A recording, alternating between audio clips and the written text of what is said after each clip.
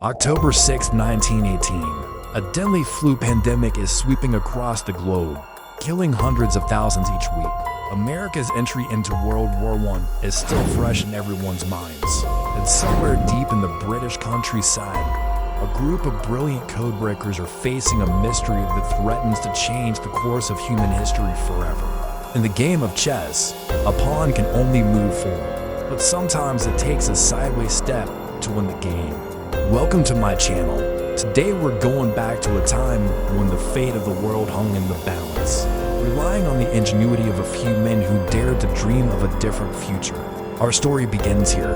The year is 1932 and the place is Britain. The infamous Enigma cipher machine has become the bane of the British and Allied existence.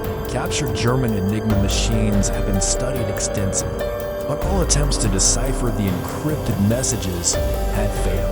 It seemed as though the near unbreakable Enigma would hand the upper hand to Germany in any future conflict. But one man, a mathematician named Alan Turing, believed it could be done. He just needed a little help from his friends. It all started 3 years earlier after the First World War, when the then 27-year-old Turing joined the government code and cipher school at Bletchley Park in Buckinghamshire, England. The sleepy village had been chosen as the base for breaking secret codes because of its distance from London. Its main purpose was to break the German military codes so the British could gain insight into their plans. For instance, knowing the enemy's battle plans might save countless lives. This effort required a team of mathematicians and cryptographers, and it was here that Turing assembled his team of code breakers. When he first arrived, Turing found the department was already working on several captured Enigma machines. The Enigma was a device capable of producing an extremely high number of letter combinations. This made deciphering their coded messages nearly impossible without prior knowledge of the daily code setting, which changed every day. Each machine contained an advanced system of rotors that jumbled letters of the alphabet, based on a plugboard setting and a daily numerical code. Even if someone knew the daily code, the sheer number of possible settings made it virtually impossible to crack. In fact, the Enigma was widely considered to be unbreakable. Turing and his team tried several approaches to beating Enigma, including brute force. They would guess the daily code and manually run the cipher through the Enigma machine until they got a match. But this process was slow and cumbersome. There had to be a better way. Turing spent months observing the patterns of the Enigma's cipher wheels and rotors. Finally, he devised a plan. If he could build a machine that mimicked the encryption patterns of the Enigma, he could theoretically reverse the process and decode their messages. The idea was brilliant, but building such a machine would require expertise from other areas of mathematics, engineering, and technology. That's where Gordon Welchman came in. After graduating from the University of Cambridge, Welchman was already an expert in the field of ballistics. By applying these principles, the team was able to reduce the number of possible settings by eliminating those that did not make sense physically. By doing so, they reduced the testing load, potentially shortening the amount of time needed to crack the Enigma by weeks. When combined with Turing's theory, it looked like they might actually be onto something. There was just one problem. The director of the code-breaking operation wasn't convinced. Sir Hugh Dowding was the head of Britain's Royal Air Force's fighter command. In 1935, he was skeptical that the Enigma could be broken.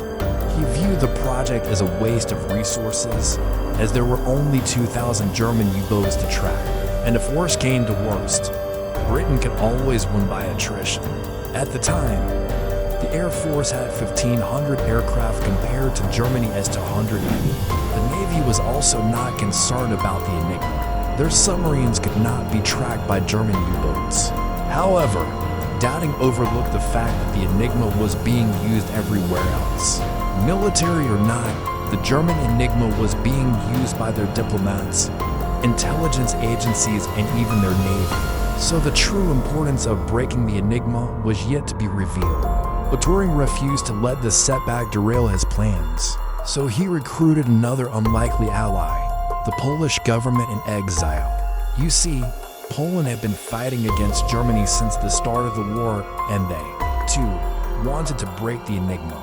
After learning of the British efforts, the Poles shared what they had learned about the Enigma with Turing, giving him the blueprint to defeat it. With this new intelligence, Turing and his team refined his design for the bomb machine.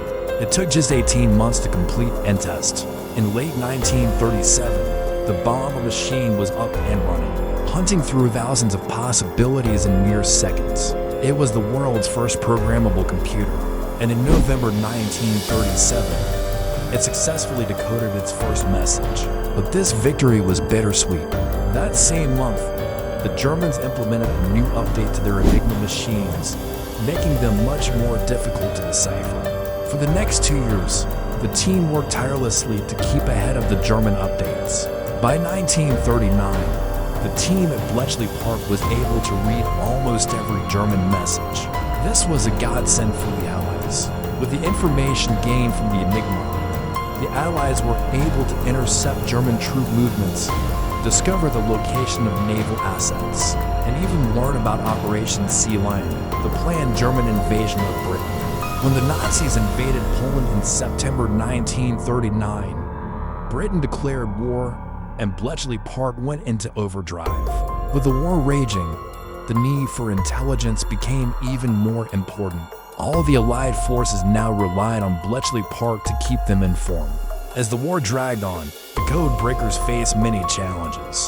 The Germans made several updates to the Enigma, forcing the team to upgrade the bomb accordingly. Despite the difficulties, the team at Bletchley Park continued to provide valuable intelligence that helped to turn the tide of the war. For example, thanks to the Enigma, the Allies were able to anticipate and avoid several major ambushes. One of the most notable occurred in December 1940, when the Germans attempted to ambush a convoy of Allied merchant ships. Thanks to the information obtained from the Enigma, the escorting warships were able to defend themselves and the convoy. The Germans never attempted such a large-scale attack again. The impact of breaking the Enigma can also be seen in the Battle of the Atlantic. This battle between the German U-boats and the Allies was one of the longest and deadliest of the war. But thanks to the information from the Enigma, the Allies were able to track the U-boats and disrupt their operations. This allowed the Allies to maintain control of the seas and keep the supplies flowing to Britain. Breaking the Enigma also played a role in defeating the Germans on the Eastern Front. The Germans invaded the Soviet Union in June 1941, and by the end of the year, they had advanced deep into Russian territory. But thanks to the information from the Enigma, the Soviets were able to mount a defense and stop the German advance. However, it was not all smooth sailing for the code breakers at Bletchley Park.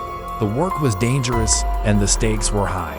If the Germans discovered that the Enigma was being broken, it could have serious consequences. The code breakers had to keep their work secret and they were not allowed to talk about it to anyone, not even their families.